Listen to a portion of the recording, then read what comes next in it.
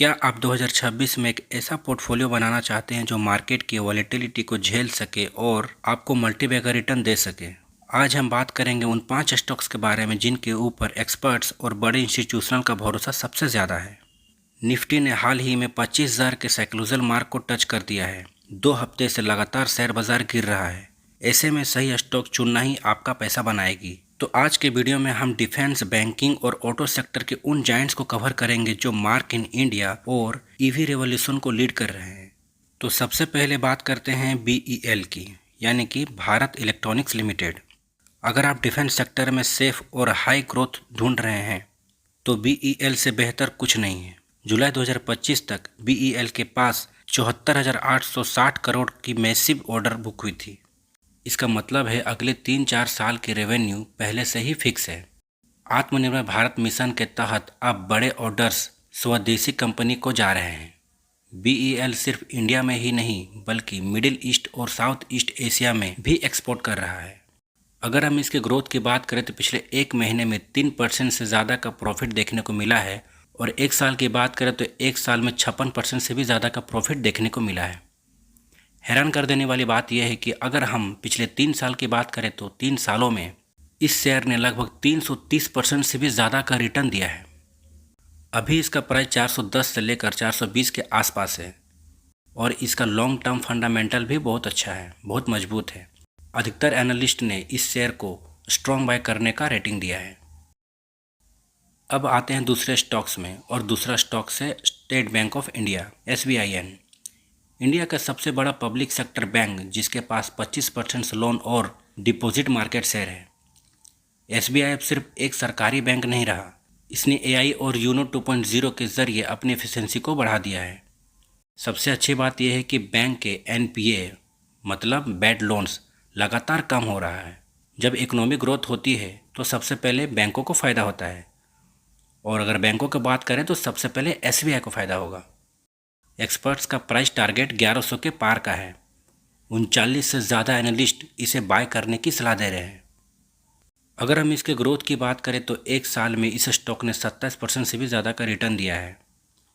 इस स्टॉक का market cap भी बहुत बड़ा है। SBI का मार्केट कैप 9,65,384 करोड़ के लगभग में है। मतलब यह स्टॉक्स पूरी तरह से ट्रस्टेबल है।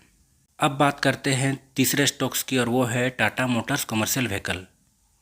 जी हाँ दोस्तों, टाटा मोटर्स अब 2 हिस्सों में बढ़ चुका है, लेकिन हम बात कर रहे हैं टाटा मोटर्स कमर्शियल व्हीकल की, जो सिर्फ ट्रक्स और बसेस पर फोकस करेगी। डीमर्जर से हर बिजनेस को अपना अपना पैसा और स्ट्रेटजी खुद डिसाइड करने को आज़ादी मिली है।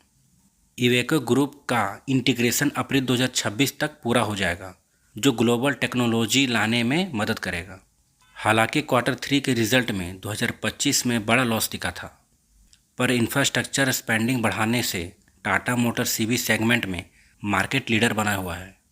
डीमर्जर के बाद इस स्टॉक का लिस्टिंग नवंबर को हुआ था, तब से लेकर आज तक सिर्फ 3 महीनों में 35% से भी ज़्यादा का रिटर्न देखने को मिला है।